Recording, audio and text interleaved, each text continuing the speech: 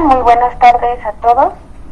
Les agradecemos nuevamente su asistencia a este sábado neurocientífico.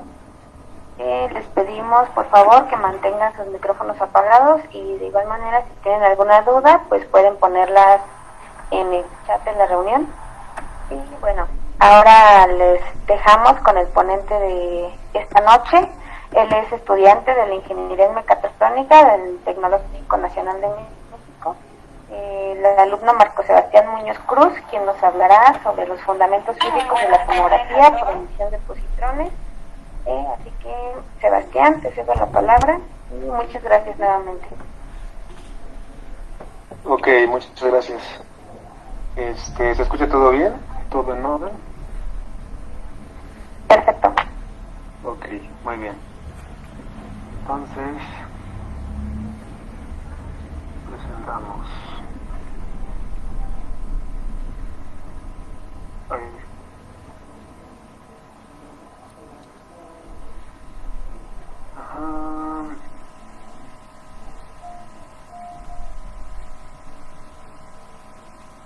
Ok, ¿se ve bien la pantalla? ¿Todo en orden? ¿Alguien me Sí, puede...? todo en orden. Ok, perfecto. Muy bien. Bueno, entonces yo creo que ya es como momento de dar inicio a esto. Bueno, ya me presentaron. Soy de la Ingeniería Mecatrónica en el Tecnológico Nacional. Voy a presentarles el tema de tomografía por emisión de positrones. Este tema en sí me encontré con algunas dificultades para desarrollar su información. Entonces sí les pido que si tienen alguna duda en el chat me hagan como que alguna mención. Yo digo que lo sinteticé bastante claro, pero esperemos que funcione así. Ok. Primero, para empezar con esto, hay que entender qué es un positrón, puesto que si no entendemos este concepto básico, creo que va a ser como que muy difícil desenvolver el tema. Bueno, por definición, aparece ahorita en la presentación que la definición del positrón. Yo lo identifico más como con la tabla, puesto que, como sabemos, un átomo está compuesto de protones, electrones y neutrones. Todo eso también tiene su parte negativa, que es por parte de la antimateria. Entonces, ¿cómo decirlo?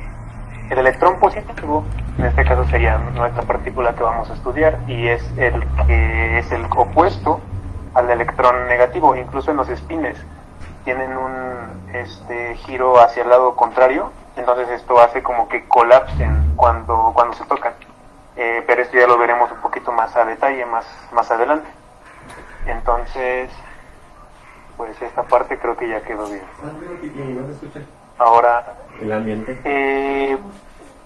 ¿Cómo podríamos ver algo de historia sobre los positrones? O sea, esta partícula es una partícula como bastante especial porque ha generado como que mucha controversia. Por ejemplo, el primero en mencionarla fue Dirac. En su teoría, él permitía calcular la energía del electrón, incluida su masa en reposo. O sea, se dedicaba a estudiar el electrón, pero había fallas en su teoría, porque predecía la existencia de un conjunto de estados de energía negativa, pero eran idénticos a los del electrón. O sea, no puede considerarse como una teoría acertada si había algo que desequilibraba esa teoría. Sin embargo, más adelante, un físico, no recuerdo de qué nacionalidad es, solo recuerdo que se apellida Weyl. Él hizo notar la simetría de las ecuaciones, o sea que no era una falla de la teoría, sino que había otra partícula exactamente de el mismo valor del electrón, pero opuesta. Entonces surgió como la primera vez que se mencionó la palabra de la antipartícula en cuanto a electrones, claramente. Esta es una fotografía que tomó Carl Anderson, que es el que, digamos, se le denomina la persona que digamos fue la primera en capturar la evidencia de que existía dicho positrón. Esto comenzó cuando estaba, creo que fue en un concurso, y estaba fotografiando las huellas de los rayos cósmicos usando una cámara de niebla. Entonces él lo que quería era encontrar el espectro de energía de los electrones secundarios que producían los rayos. Para ello usó una placa de plomo, que es la que se ve en la imagen, como de forma horizontal. Ella frenaba o detenía los rayos y se aplicaba un campo magnético para detener su carga y separar las partículas, en este caso para obtener los electrones. Sin embargo, hubo algunas partículas que parecían electrones o se registraban como electrones, que en lugar de ir de forma negativa, tenían carga positiva. Entonces no se entendía bien cómo funcionaba esto hasta que se revisó la teoría de Planck, y entonces de esa manera se dio por enterado que era el descubrimiento de la evidencia del positrón. El único problema con el positrón era que sí podía ser de aplicación o no, pero cómo producirlo. Es decir, sí estaba como que complicado analizar todo el tiempo rayos provenientes del espacio. Entonces se llevó un tiempo en el que no se sabía cómo utilizarlo, hasta que por, digamos, lo accidente, los Curie, que era un matrimonio, bombardearon con aluminio de partículas alfa para efectuar una reacción nuclear. La reacción nuclear, no sé si soy el más calificado para definir cómo sucedió, pero es un bombardeo de alfa en el helio que se suma al aluminio y te da una reacción nuclear que creo que no existe en la naturaleza, que es el P3015. Y coincide, emitió un positrón que coincide perfectamente con el que encontró Carl David Anderson. Creo que esta pareja, si mal no recuerdo, ganó el premio Nobel. Pero la verdad no recuerdo esa parte. Pero bueno, entonces así fue como se descubrió la emisión de positrones. Ahora, en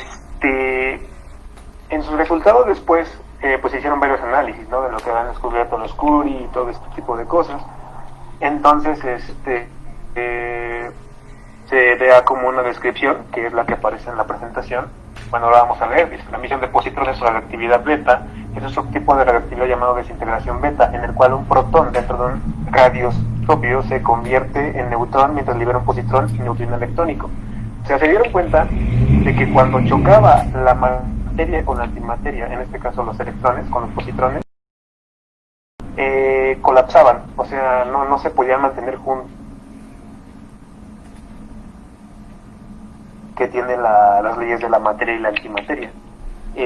Esta fuerza pertenece a la fuerza de los fenómenos naturales, como la desintegración de la naturaleza radiactiva. Entonces, un electrón no puede positrón ni pueden interactuar entre sí, es decir, se aniquilan en automático. Bueno.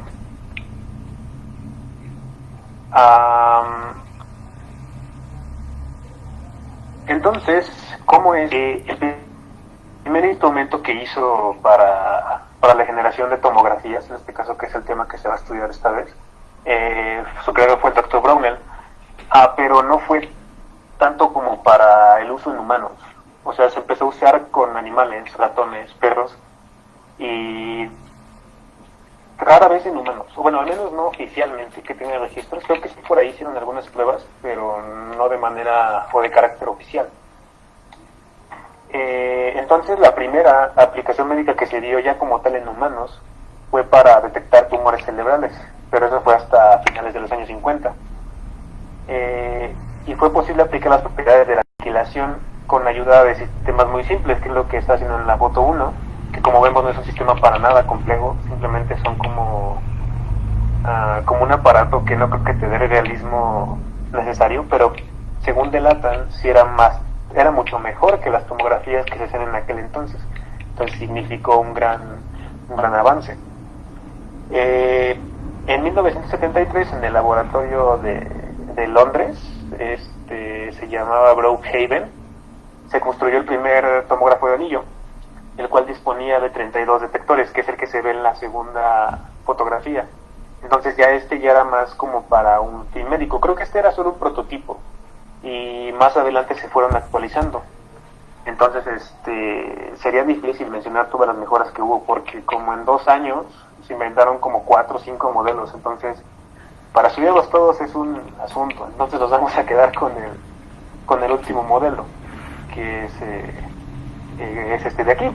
Bueno, hay varios tipos de modelos, pero es como el que, digamos, puede explicar más cómo funciona esto. Este modelo se hizo para que empleara radiación, más bien para que reaccionara a la radiación y las biomoléculas. Entonces esto va a permitir que se detecten. Para entender todo este tema se hace una enredadera, pero hay que ir de la parte de adentro hacia afuera. Entonces ahorita no vamos a tocar tanto como cómo funciona el proceso, simplemente es cómo se ve, para qué sirve, que se dedica para detectar tumores, genera imágenes y esas imágenes son las que se analizan para definir un diagnóstico. Entonces ahora vamos explicando cómo funciona su proceso, porque siendo sincero sí fue algo difícil de dar a compartir, pero creo que se puede. Para empezar se inyecta una biomolécula, creo que la glucosa es la que sirve mejor. Se le llama radioisótopo trazador y ese se inyecta en la glucosa. Entonces es una mezcla junta y se inyecta en el individuo que va a ser analizado. Para este tipo de detección de tumores cerebrales se recomienda más usar el tipo de radionúclido C o el O, más que nada por el tiempo. Por ejemplo, por una tomografía de cerebro es lo que decían, que se tarda alrededor de 20 minutos. Entonces, en esos 20 minutos es el tiempo de vida que dura el radionúclido. Entonces se desintegra en el cuerpo. Precisamente por eso es de carácter seguro, porque no solo es que te inyectan radiación y se va a quedar en tu cuerpo todo el tiempo, ¿no? O sea, tiene una vida definida y entonces por eso es que es recomendable usarlo. De hecho, incluso emite muchísimo menos radiación que las tomografías convencionales. Pero todavía no vamos a explicar cómo funciona esa parte. Vamos paso a paso. Ok. La función de la glucosa en el proceso es lo que estábamos mencionando, de por qué se pone un radioisótopo en glucosa. O sea, ¿qué es como lo que hace como tal que la glucosa sirva para esto? Un tumor se genera cuando una célula se daña o se altera. Entonces como que escapa de los controles que tiene el cerebro sobre él.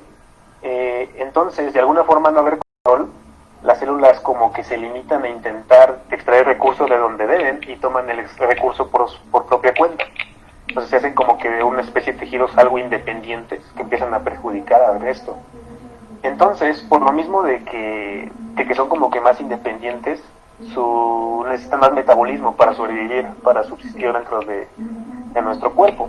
Entonces, por ende, absorben más glucosa y creo que es como muy evidente saber, bueno, no es muy evidente, pero se puede determinar cuando deben absorber glucosa que no debería estar siendo absorbida en un determinado sitio.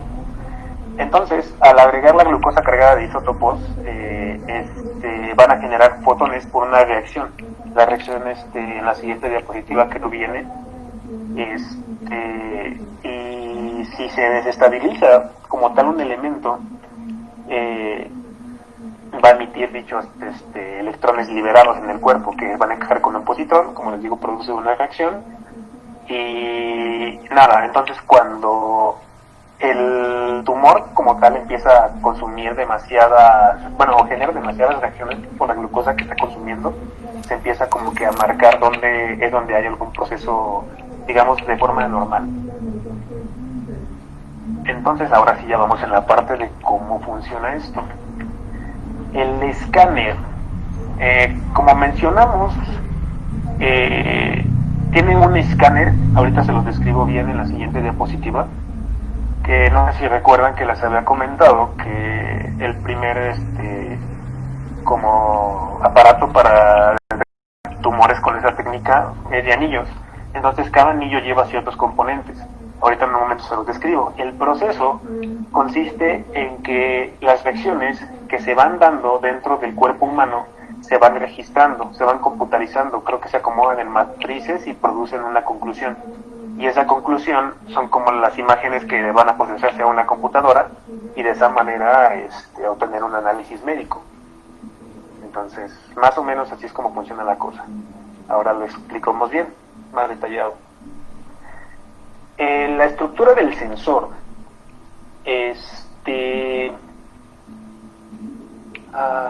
¿por dónde empezamos?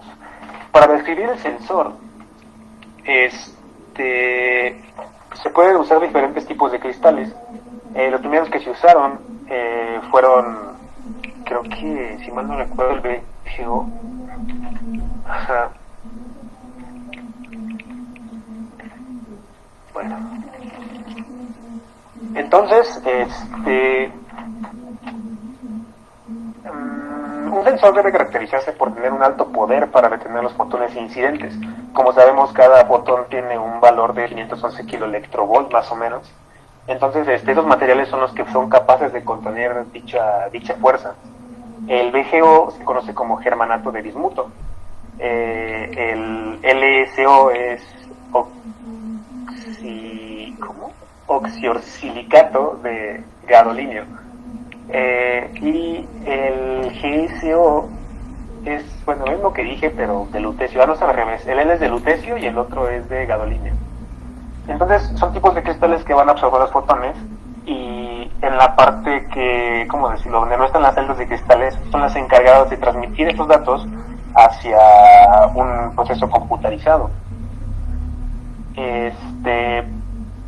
Un buen escáner debe tener la capacidad para producir un corto y muy intenso haz de luz. O sea, no debe de mantener tanto tiempo la recepción del fotón, puesto que se pueden alterar los datos. Entonces tiene que llegar, capturarlo y procesarlo inmediatamente para que no se deformen las imágenes. Entonces, pues, básicamente para eso funciona el sensor. Ahora, aquí está la parte donde se mide esta aniquilación. En un proceso más adelante vamos a ver qué es la aniquilación. Va a ir los datos generados en el anillo, van a procesarse hacia una unidad donde les digo que se van contando las matrices, los datos, de qué punto vienen, y se forma una imagen. Ese es un ejemplo de las imágenes. Este es de Alzheimer, la de abajo, que marca la actividad cerebral en una parte y en el otro. Entonces me estuve analizando un poco esa parte, porque creo que no soy un especialista en el área de esto, ¿verdad? Porque soy más como de la física, pero el Alzheimer tiene una actividad cerebral supuestamente mínima, la de la normal, no sé si sea al revés. Entonces, incluso también puede detectar esa falta de actividad cerebral en un organismo. En la parte de arriba se ve cómo se obtienen las imágenes. Cada sensor de los anteriormente mostrados pasan datos. Entonces estos datos como que se reúnen, se identifican, o sea, se reconstruyen, y de esa manera con cada dato del sensor como que mostrar dónde está el daño, ¿no? O cómo se puede tratar en su defecto. Ok, es el famosísimo proceso de aniquilación del que tanto hemos estado hablando. El proceso de aniquilación, como lo dije, no pueden coincidir el electrón y el positrón en un solo espacio-tiempo. Entonces lo que pasa es que cuando un electrón se libera, como lo aparece en el GIF, en el video, se libera del núcleo, ¿cómo decirlo?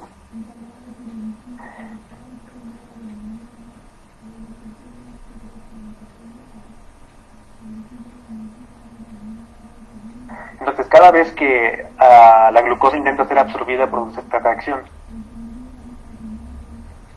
por el isótopo que no es consumible para el organismo. Entonces, lo que sucede es que producen fotones. Esos fotones se van hacia los lados. Entonces, donde se produce un fotón, se produce otro a 180 grados exactos. O sea, chocan los dos y se van a 180 grados. uno hacia un lado, otro hacia el otro. Entonces llega uno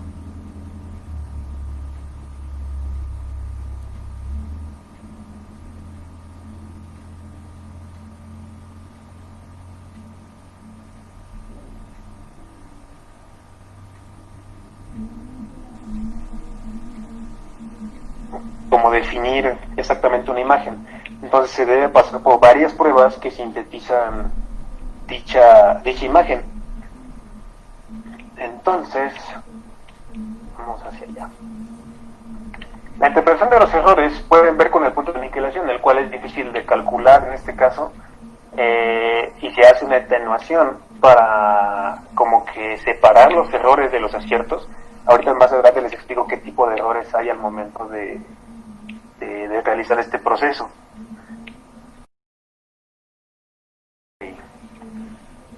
Entonces, como lo mencionamos, este es el proceso ya mantenido. Tenemos un isótopo inestable, el cual produce, tiene sus electrones. Al momento de que el isótopo inestable llega y choca con un electrón que viene de los átomos que fueron como ingresados en el cuerpo humano, entonces al momento de que pasa el escáner se van a registrar estas reacciones. Cuando el positrón, choca con el electrón, producen dos fotones, que en este caso aquí se analizan como una gamma, y llegan a los dos lados. Entonces se calcula la distancia como de los 180 grados casi exactos en el mismo tiempo, y se calcula la distancia. Entonces se obtiene más o menos una distancia de donde está ubicado el punto de aniquilación. Entonces, como lo mencionamos, el punto de aniquilación puede tener varios como defectos, puesto que el número de eventos detectados depende de la probabilidad de que ambos fotones lleguen al detector. O sea, hay veces en las que no puede llegar un fotón al detector, o puede tener algún problema con atravesar algún tejido. Más adelante les explico por qué es que a veces no llegan. Porque si llegan los dos electrones, positrones, a cada lado del anillo, y digamos hubo algún problema de cálculo, empiezan a hacer reacciones fallidas, y eso se le llama conteo aleatorio, que es una cosa donde no debemos de meternos mucho. Entonces, para evitar todo ese tipo de errores se hace una atenuación. Si no se hace una corrección, las imágenes van a salir defectuosas, porque se va a reducir la precisión de la cuantificación y la visibilidad en las zonas profundas. Entonces, en base a programas se van a analizar estas anomalías. En las imágenes de la esquina inferior derecha se ve como 3 ejemplos. El primero es una coincidencia dispersada, que es cuando el electrón por algún motivo como que se desvió de su trayectoria y chocó muy lejos de los 180 grados permitidos. Entonces, como pueden ver en la línea punteada, lo que pasa es que se registra un punto falso de aniquilación. Entonces eso genera como que algún defecto. Está la coincidencia aleatoria, que es la segunda. En la coincidencia aleatoria es cuando solo un positrón de los dos llega, o sea, solo uno llega al detector de anillos. Entonces, por ende, el otro no llega, pero si coincide con otro positrón que sí llegó del otro lado, entonces se puede generar que lleguen al mismo tiempo exactamente, y se genera una línea falsa, porque no se registra un positrón de contacto de un lado por parte de uno y de otro lado por parte del otro. Entonces se considera solamente uno y se asume que hubo un punto de aniquilación en medio. Y la tercera es la interpretación que se le da a estos casos. O sea, cuando hay una línea recta de 180 grados, cuando explotan, digamos, se aniquilan y producen los fotones, van a 180 exactos o casi exactos. Entonces, si hay un error de mucha imprecisión, pueden pasar los dos casos anteriores, y eso no debería funcionar el proceso para reconocer las imágenes más adelante. La corrección más que nada se basa en que, independientemente de la localización del evento de aniquilación, uno u otro de los factores atravesarán la totalidad del espesor corporal. Entonces, si no coincide el mismo espesor, a veces como que pues son máquinas, fallan. No pueden llegar al mismo tiempo los dos, entonces no se podrá definir de dónde vino la aniquilación exactamente y pues para no darle tantas vueltas, ese es como que el error principal de la atenuación. En la parte de arriba se ve la imagen de emisión, o sea, la que se registra primeramente, sin combinarla con nada. Y entonces se nota claramente como que el punto, ¿no? De donde viene el defecto. Entonces en la imagen de transmisión es como para evaluar los órganos que fueron activados por esta reacción. En la imagen corregida se notan más como ya definidos tanto los órganos como la emisión de los, en este caso los positrones, las aniquilaciones que fueron causando. Y de esa manera se crea una imagen corregida que puede ser evaluada para emitir algún diagnóstico. Ok. ¿Había más diapositivas? Sí, creo que sí. Sí. Bueno, esos son otros casos como de atenuación.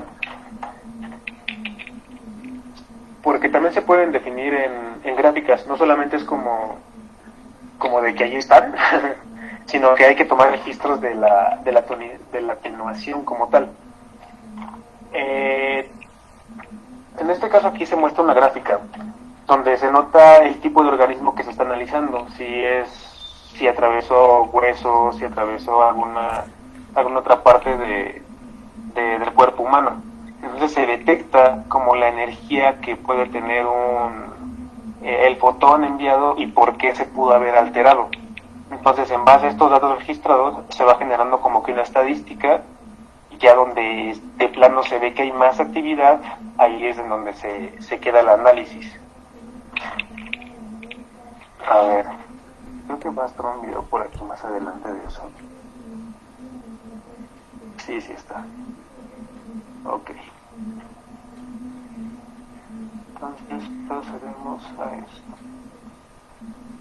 Ok.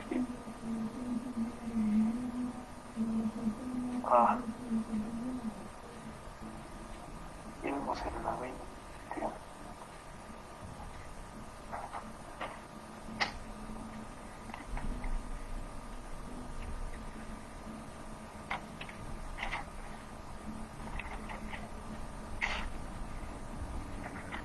Por aquí está esta cosa. Bueno, entonces en esta parte ya es lo que vemos. Está en la parte derecha cómo se ve con corrección y sin corrección. Sin corrección se marcan como que muchísimo más los bordes, porque cuando se emiten los positrones, normalmente como que el escáner marca que vienen de los costados, porque es la parte que tiene más corta distancia a los anillos. Entonces de esa manera cuando se hace la corrección se puede definir como más precisamente de dónde vinieron dichos fotones. Todos estos errores que se van mencionando en sí tienen nombre. La coincidencia aleatoria, que ya la habíamos mencionado, que es son como los fotones cruzados. Que un fotón es de una aniquilación y otro fotón de otra aniquilación, y se genera una coincidencia errónea, como lo que decíamos de las falsas líneas que van por el medio, como es en el ejemplo me parece, en esa parte donde está la coincidencia aleatoria. El efecto angular, como lo mencionamos muchas veces, no salen dispersados los fotones a 180 grados, entonces se genera como que un defecto, entonces puede haber alguna especie de cruce que no coincida. ¿Dónde está el defecto angular? Ahí está, ese es el efecto angular, que como ven no debería de ir a 180 grados, que es la línea roja punteada, pero uno se desvió ligeramente, entonces entró en otro punto y pasan dos cosas: o no lo registra o lo registra erróneamente. Entonces todo esto se tiene que analizar. También se analiza lo que es el tiempo de vuelo, porque se considera la duración que puede tener un fotón y otro en llegar a su respectivo punto del sensor. Entonces muchas veces lo que sucede es que un fotón, ¿cómo decirlo? Coincide con muchos otros. Entonces, como estamos registrando el tiempo de vuelo, podemos deducir un mal punto de distancia, porque se registra la distancia de donde llega la emisión hacia el sensor. Entonces, de esta manera, con el tiempo de vuelo se calcula más o menos en base a su velocidad de donde vino. No sé si me explico. Pero más que nada es esa parte, lo de los puntos físicos. Para que quede más claro, puse un video para mostrar el resumen, porque sí, comprendo que ese tema sí se va un poco por las cuerdas. Entonces, en este video es como el resumen de todo. O sea, como les mencioné, se inyecta una sustancia de glucosa con algún radioisótopo que va a reaccionar para producir una aniquilación. Entonces se llena en el cuerpo. Esta se inyecta inmediatamente antes de que la persona entre, porque como mencionamos, su tiempo de vida tiene cierto periodo. Entonces se calcula el tiempo de vida, que es lo que pueden aprovechar para analizar el cuerpo. Entonces genera, como ven, puntos donde hay mayor actividad. Y en un lugar donde no debería haber tanta actividad, pero la hay, se registra el tumor. Entonces dentro de él existen las reacciones que están produciendo dicha imagen.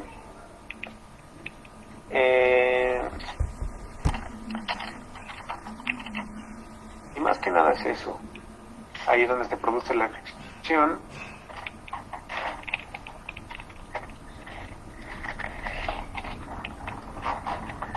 Y listo, es lo que le digo de las dos partículas que tienen que llegar al sensor. Y es una estadística en esta parte para analizar las imágenes y producir así de esa manera imágenes que nos muestran. Este método sí es muy avanzado, porque antes solamente se podían producir tomografías 2D y ese tipo de cosas, que eran como las viejitas. Entonces con esta parte se pueden curar más rápido los tumores, porque se pueden hacer análisis más completos debido a las imágenes tridimensionales, o incluso las bidimensionales salen bastante bien. Claro, por aquí tendré es un ejemplo de una imagen 2D hecha con emisión de positrones. Entonces se ven los pequeños puntos de donde puede haber tumores o donde se asegura que hay tumores. El que veo en la segunda parte es el proceso 3D, que es lo que se mencionaba, que muchas veces hay muchos errores porque se transmiten en 2D y es difícil hacer un análisis para el médico, ese tipo de cosas. Entonces, con la emisión de positrones se pueden hacer incluso resultados 3D o incluso en 4D respecto al tiempo, que es cómo va creciendo el tumor, cómo va evolucionando. Entonces se pueden hacer análisis mucho más rápidos, con menos radiación, y el único problema es que sí es más caro hacerlo así. Ese es como que un defecto que no se nos avisó que había. Si gustan hacer preguntas, sí creo que me dijeron que iba a haber ronda de preguntas. Por si algo no quedó claro, creo que sí puede haber varias dudas por ahí, pero creo que estamos puestos para responderlas. Entonces, de parte de la ponencia, creo que ya es todo lo importante que puedo explicar de la tomografía por emisión de positrones. Espero.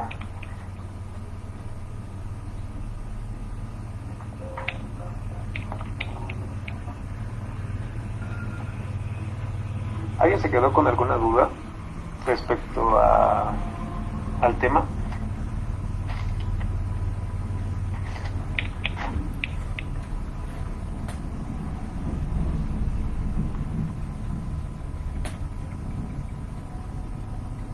¿Alguien dudas?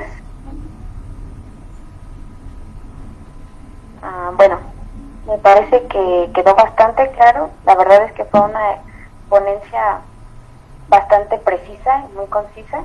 Te agradecemos bastante, Sebastián. Fue un trabajo excelente.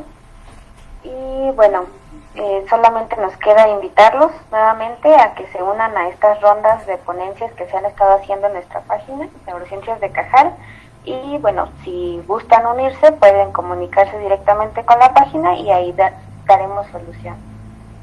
Me parece que esto sería todo por el día de hoy y los esperamos el próximo sábado a las 7 con la ponencia Introducción a la Neurociencia Conductual.